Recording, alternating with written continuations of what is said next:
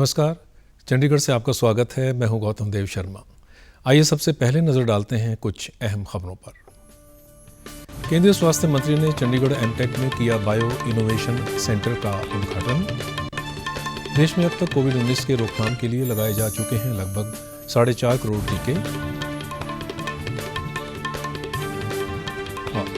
हरियाणा के मुख्यमंत्री ने प्रदेश के 22 जिलों के लिए 1411 करोड़ रुपए की 163 परियोजनाओं का किया उद्घाटन व शिलान्यास।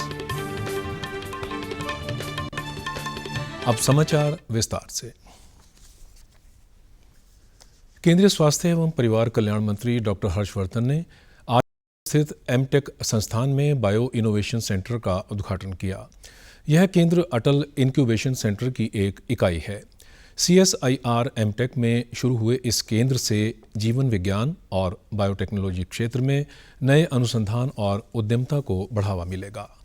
स्वास्थ्य मंत्री ने इस अवसर पर कहा कि प्रधानमंत्री विज्ञान के क्षेत्र में नई तकनीकों को शुरू करने के पक्षधर हैं।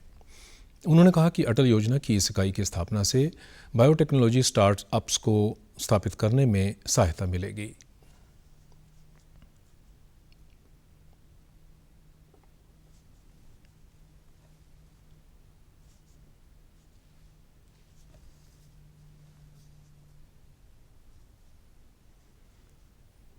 आज जो है बायो इंक्यूबेशन का जो सेंटर खोला गया है, जो कि यंग स्टार्टअप्स को भी, MSMEs को, जो हमारी स्मॉल स्केल इंडस्ट्रीज हैं, उनको भी मदद करेगा। इंडस्ट्री के साथ मिलकर यहाँ ये भी व्यवस्था है कि हमारे यंग लोगों को स्किलिंग प्रोग्राम में ट्रेनिंग करने के लिए जो है वो भी सारी सुविधाएं यहाँ पर दी जाएंगी। The government of Prime Minister Narendra Modi stands rock solid behind anyone who has got a bright idea.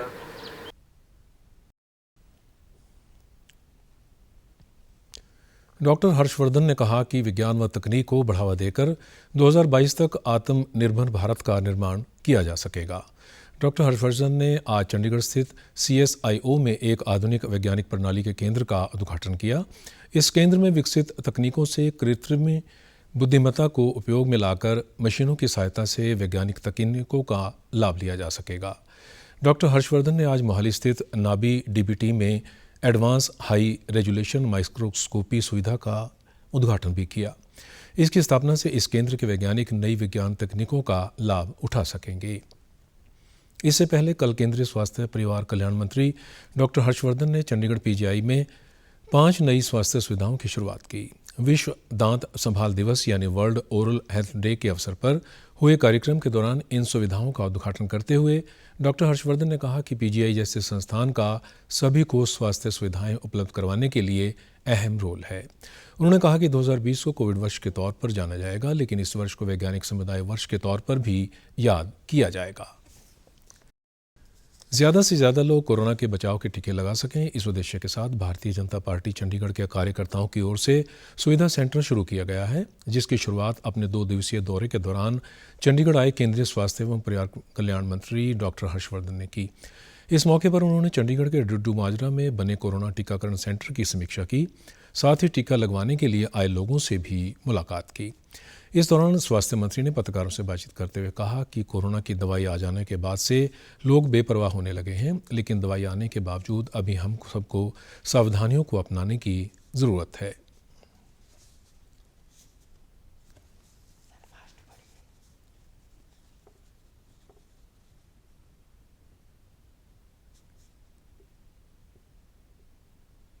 कोविड-19 के वैक्सीनेशन के कार्यक्रम को सफल बनाने के लिए समाज में, क्षेत्र में जाकर लोगों को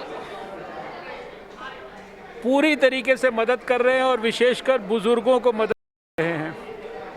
उनको घरों पर जाकर संपर्क करना, उनको घरों से वैक्सीनेशन सेंटर पर लाना, वैक्सीनेशन सेंटर पर कार्यकर्ताओं की सहायता से उनको कोविन प्लेटफॉर्म पर रजिस्टर करना, उसके बाद उनका अपने सामने वैक्सीनेशन कराना, अपने सामने उनका ऑब्जर्वेशन कराना और फिर ऐसे बुजुर्ग कार्यकर्ताओं को घर में छोड़कर आना।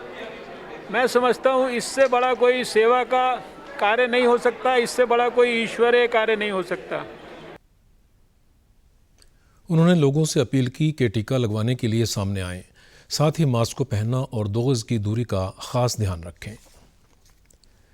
भारत कोविड-19 वैक्सीन की 4.5 करोड़ खुराक देने की महत्वपूर्ण उपलब्धि के करीब पहुंच गया है। स्वास्थ्य और परिवार कल्याण मंत्रालय ने बताया कि कल 25,40,000 से अधिक लोगों का टीकाकरण किया गया है। इन्हें मिलाकर अब तक 4 करोड़ 46 लाख से अधिक टीके लगाए जा चुके हैं। अल्पावधि से तेज गति से यह उपलब्धि हासिल करने वाले देशों में भारत एक है। चंडीगढ़ में भी टीकाकरण कार्यक्रम का सरकारी व निजी अस्पतालों में चल रहा है और लोग टीका लगवाने के लिए आगे आ रहे हैं। 60 वर्ष से अधिक आयु वाले, विभिन्न बीमारियों से ग्रस्त 45 वर्ष से ऊपर की आयु वाले लोगों का टीकाकरण किया जा रहा है। टीकाकरण के समय यह लोग खुश दिखाई दिए। ये वैक्सीन का जो सिस्टम मुल्क में चला हुआ, ये हर किसी को लगाना चाहिए, सेहत को मद्देनजर रखते हुए। इससे कोई साइड इफेक्ट नहीं, कोई दिक्कत नहीं, कोई घबराहट नहीं, और सबकी इससे तंदुरुस्ती, सबको तंदुरुस्ती बनी रहेगी। ये देश के लिए सबसे उच्च बड़ा सर्वोच्च काम है और हर किसी को इससे दूर नहीं रहना चाहिए। इसको जब सरकार अगर इतनी हेल्प कर रही है, मदद कर रही है, तो इसका फ़ायदा उठाना चाहिए। चंडीगढ़ में बीते कल कुल 38 सेंटरों पर 1930 लोगों का टीकाकरण किया गया। वहीं स्वास्थ्य मंत्रालय ने बताया कि देश में इस समय कोविड से स्वस्थ होने की दर 95.96% है। 24 घंटों के करीब 23,000 मरीज कोविड से स्वस्थ हुए। इन्हें मिलाकर अब तक 1 करोड़ 11 लाख से अधिक मरीज स्वस्थ हो चुके हैं। कल कोरोना संक्रमण के 43,846 नए मामले सामने आए। वर्तमान में देश में कोविड के उपचाराधीन मरीजों की संख्या 3 लाख से अधिक है, जो अब तक कुल संक्रमित हुए लोगों का 2.66% है। पिछले 24 घंटों में 197 लोगों की इस संक्रमण से मौत भी हुई है। कुल मिलाकर अब तक 1,59,755 मरीजों की इस महामारी से मौत हो चुकी है। केंद्र शासित प्रदेश चंडीगढ़ में पोषण पखवाड़ा के चलते सभी वर्ग के लोगों में पोषण के प्रति जागरूकता लाने के उद्देश्य से विभिन्न कार्यक्रम किए जा रहे हैं। सभी संबंधित विभागों, होम साइंस कॉलेज, आंगनवाड़ी केंद्रों और आयुष विभाग द्वारा स्वास्थ्य, पोषण और साफ सफाई के प्रति जागरूकता लाने के लिए स्कूलों में जाकर इस संबंध में कार्यक्रम किए जा रहे हैं, ताकि बच्चों में कुपोषण को खत्म करके पोषण भरपूर खाने पीने की आदतें डाली जा सकें। बच्चों, गर्भवती और दूध पिलाने वाली माताओं को विशेष तौर पर जागरूक किया जा रहा है। आंगनवाड़ी कार्यकर्ताओं द्वारा बच्चों एवं अभिभावकों को ORS बनाने और कोविड-19 के प्रति जागरूक करके हाथ धोने के महत्व के प्रति बताया जा रहा है। हरियाणा के मुख्यमंत्री मनोहर लाल ने आज चंडीगढ़ में आयोजित राज्य स्तरीय कार्यक्रम के दौरान वीडियो कॉन्फ्रेंसिंग के माध्यम से 22 जिलों के लिए 1,411 करोड़ रुपए की 163 परियोजनाओं का उद्घाटन व शिलान्यास किया। इस अवसर पर संबोधित करते हुए मुख्यमंत्री ने कहा कि राज्य हरियाणवी एक की राह पर प्रदेश का समग्र विकास हो रहा है। अंत्योदय की भावना से पंक्ति में खड़े अंतिम व्यक्ति तक कल्याणकारी योजनाओं का लाभ पहुंचाया जा रहा है। मनोहर लाल ने कहा कि राज्य में शिक्षा, स्वास्थ्य, सुरक्षा, स्वावलंबन और स्वाभिमान को प्रदेश सरकार द्वारा प्राथमिकता दी जा रही है। हरियाणा सरकार ने 15 अगस्त 2022 को देश की स्वतंत्रता 75 वर्ष पूरे होने जाने वाले अमृत महोत्सव की तैयारियां शुरू कर दी हैं। 17 महीने तक चलने वाले इस महोत्सव के दौरान किए जाने वाले कार्यक्रमों के संबंध में राज्य के मुख्य सचिव विजय वर्धन ने अधिकारियों के साथ बैठक की, ताकि ऐसे अनुकरणीय कार्यक्रम आयोजित किए जा सकें जिनमें देश की आज़ादी से लेकर वर्तमान समय तक विकास के सफ़र की झलक दिखाई दे। मुख्य सचिव ने सूचना, जनसंपर्क और भाषा विभाग को निर्देश दिए हैं कि स्वतंत्रता की खातिर बलिदान व योगदान देने वाले उन योद्धाओं को ढूंढने का प्रयास करें जिनका अभी तक लिखित इतिहास में जिक्र ना हो पाया हो। मुख्य सचिव ने सेना व अर्धसैनिक बल के वीर शहीदों की जीवन यात्रा पर डॉक्यूमेंट्री बनाकर विभिन्न समारोहों और कार्यक्रमों में प्रदर्शित करने को कहा, ताकि युवा पीढ़ी उनके शौर्य और बलिदान से प्रेरणा ले सके।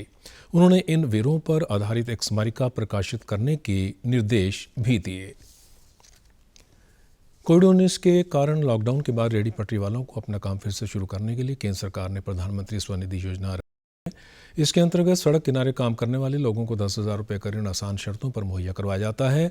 इस योजना के अंतर्गत अगले 2 सालों में सरकार द्वारा 50 लाख से अधिक रेहड़ी पटरी वालों को ऋण उपलब्ध करवाने का लक्ष्य रखा गया है। प्रधानमंत्री स्वनिधि योजना चंडीगढ़ में भी छोटे दुकानदारों के लिए मददगार साबित हो रही है।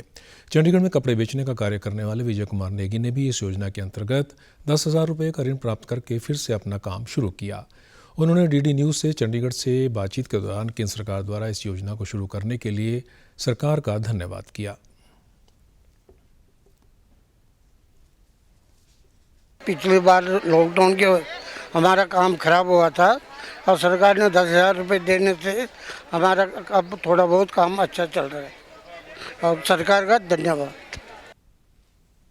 स्वनिधि योजना के तहत ऋण का समय पर भुगतान करने वालों को ब्याज में सब्सिडी भी दी जाती है। वे अपना पहला ऋण समय पर चुकाने के बाद अधिक ऋण के पात्र बन जाते हैं। कोरोना वायरस का खतरा अभी टला नहीं है, इसलिए सभी से निवेदन है कि बाहर जाने के समय मास्क जरूर पहनें, सामाजिक दूरी बनाए रखें, बार बार अपने हाथ साबुन से धोएं और सैनिटाइजर का इस्तेमाल करें। महामारी कोविड-19 जिसका कहर संपूर्ण मानव जाति को अपनी आगोश में ले चुका है। टीका या दवाई उपलब्ध होने तक महामारी के खिलाफ मानवता की जंग जारी है। ऐसे में सबसे जरूरी है सावधानी और बचाव। फेस मास्क कोरोना से रोकथाम का सबसे प्रभावी उपाय साबित हुआ है। विश्व स्वास्थ्य संगठन और विशेषज्ञों की शोध का भी यही निष्कर्ष है कि मास्क से मुंह और नाक को अच्छी तरह ढककर कोरोना संक्रमण को कम किया जा सकता है। कोरोना संक्रमण से बचाव के लिए मास्क पहनने के साथ ही जरूरी है मास्क को सही तरीके से पहनना। बहुत से लोग मास्क से नाक और मुंह को सही तरीके से नहीं ढकते हैं, जिससे संक्रमण का खतरा बना रहता है। बिना मास्क या फेस कवर के घर से बाहर निकलने की अभी कल्पना करना भी सही नहीं है। जुड़िए डीडी न्यूज की खास मुहिम मास्क अप इंडिया के साथ। मास्क पहने और अपने मुंह और नाक को अच्छी तरह ढकें। अपने परिवार के सदस्यों और दोस्तों को मास्क पहनने के लिए कहें। Mask up India, mask up India. DD news के माध्यम से सबको बताना है, कोरोना को हराना है, मास्क जरूर लगाना है। Mask up India, mask up India, mask up India.